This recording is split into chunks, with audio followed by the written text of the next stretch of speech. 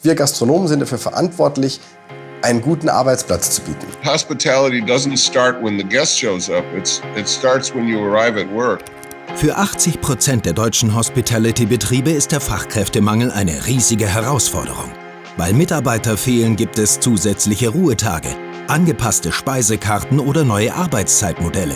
Doch reicht all das? Oder muss die Hospitality endlich komplett umdenken und wirklich neue Wege gehen?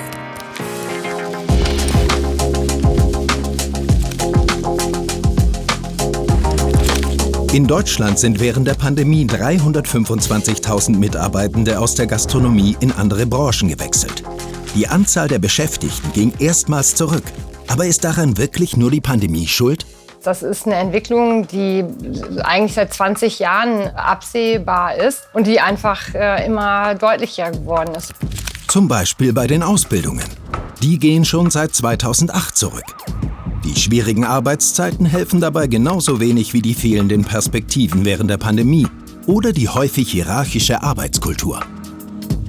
Das Ganze multipliziert sich gerade, weil der Fokus natürlich sehr, sehr stark in den letzten 10 Jahren sicherlich auch schon darauf gelegen hat, einfach zu sagen, wie ist eine Work-Life-Balance, was erwarte ich einfach auch von meinem Job, was erwarte ich von meiner Freizeit, wie werde ich gewertet und wie werde ich bewertet und welche Wertschätzung erfahre ich in meinem Job. The quality of the culture of your workplace is a really significant piece of the quality of your life. If you're in a place that doesn't feel respectful, see you later. Doch wie merkt man eigentlich, dass die Kultur im eigenen Betrieb besser sein könnte? Da gibt es ja letztendlich auch Fakten. Da gibt es Krankheitstage, da gibt es Mitarbeiterfluktuation, da gibt es Mitarbeiterverweildauer, an denen man das ganz objektiv auch messen kann und auch gucken kann, wo man steht und auch gucken kann, wo man stehen will. Die Zahlen zu erheben und auszuwerten ist der erste Schritt. Dann muss man aber die richtigen Schlüsse für den eigenen Betrieb ziehen.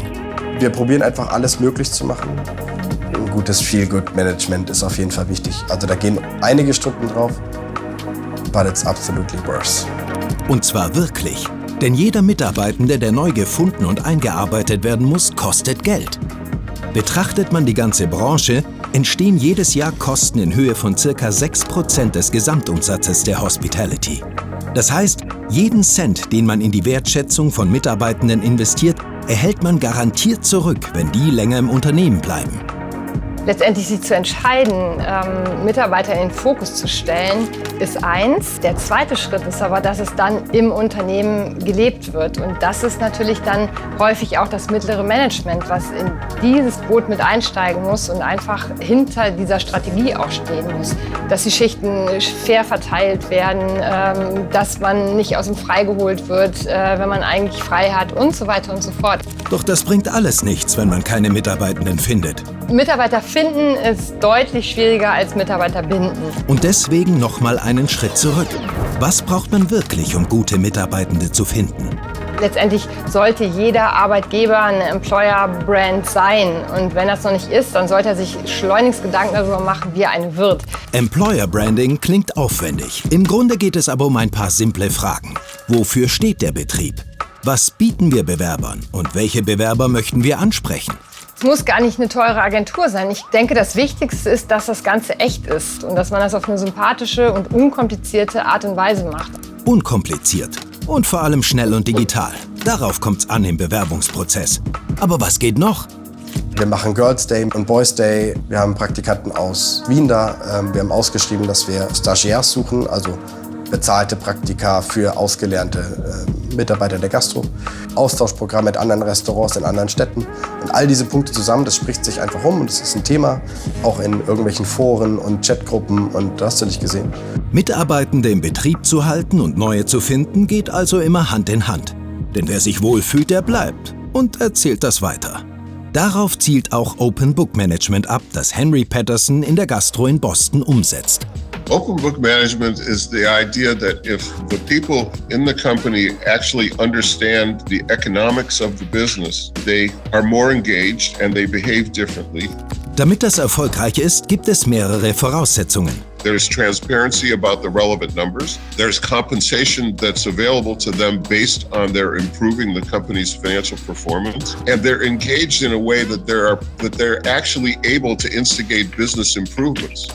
Und auch wenn es im Namen steht, Open Book bedeutet nicht, dass jeder im Betrieb alle Zahlen kennen muss. The transparency that's required has to be relevant to people's jobs. It doesn't have to be everything about the company. Mitarbeitenden die Businesszahlen beizubringen und ein klares Prämiensystem einzuführen, klingt schon mal gut. Aber Open Book bringt auch messbare Erfolge. We had some really, really incredible impact on that restaurant. We quadrupled their profit the first year we did it. It shocked all of us. We ended up being a front-page Boston Globe story. Selbst die Harvard Business School überprüft den Ansatz jetzt in eigenen Studien. Denn die wichtigste Erkenntnis klingt überzeugend. Restaurants that are truly economically engaged will have far better turnover.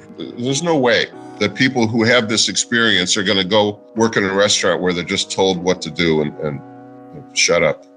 Während Open Book Management aus der klassischen Industrie kommt, versucht Fabio Hebel, ähnliche Ideen mit einem Start-up-Konzept in die Gastro zu bringen. Virtual Share bedeutet, man hat kein Sprachrecht im Unternehmen, aber du wirst an dem Erfolg des Unternehmens mitbeteiligt. Jeder soll seinen kleinen Share bekommen.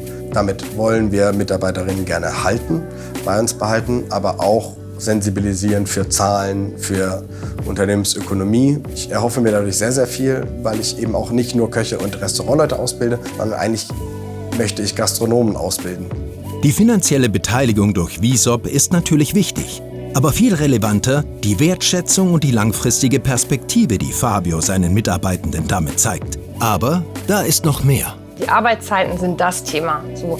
Und es ist gar nicht so sehr das Gehalt, weil da ist unsere Branche gar nicht so schlecht wie ihr Ruf. Kein Wunder, dass sich damit die ganze Hospitality beschäftigt. Mein absolutes Wunschmodell, das kann erst ab Sommer greifen, wenn die Terrasse aufmacht und wir dann auch 7 Tage geöffnet haben. 3 Tage arbeiten, 3 Tage frei oder eben das Gleiche mit 4. Dementsprechend lang sind die Arbeitstage, man kommt natürlich trotzdem auf seine 40 Stunden. Doch all das hat natürlich 2 Seiten. Die Arbeitsplanung PIP ist bei uns extrem umfangreich. Unterm Strich macht es aber Sinn, weil Mitarbeiter sind gut drauf, freuen sich auf eine 3-Tage-Woche, eine 4-Tage-Woche.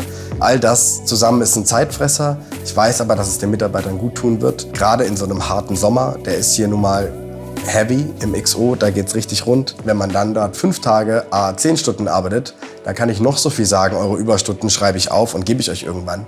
Ich weiß ja gar nicht wann. Also wann kann ich die überhaupt abbauen, weil der Winter knallt auch wieder. Dann ist Januar, Februar, die schwachen Monate, da könnte man die dann abbauen, aber damit kriegst du niemanden mehr hinterm Ofen vorgelegt. Im Kern kann man also ganz klar festhalten, es geht um Wertschätzung, Flexibilität und Perspektiven für Mitarbeitende. Und ganz wichtig, das heißt, wir hätten ein Personalproblem. Wir haben ein Personality-Problem. Wir sind dafür verantwortlich. Wir Gastronomen sind dafür verantwortlich, einen guten Arbeitsplatz zu bieten. Wir haben kein Personalproblem. Wir haben auch keinen Fachkräftemangel. Die sind schon da.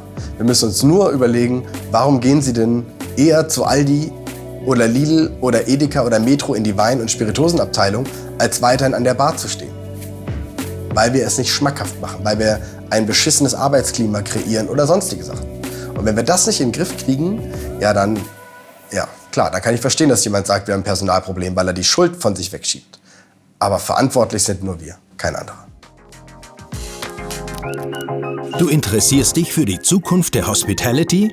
Dann abonnier jetzt ZIP und schau dir dieses weitere Video an.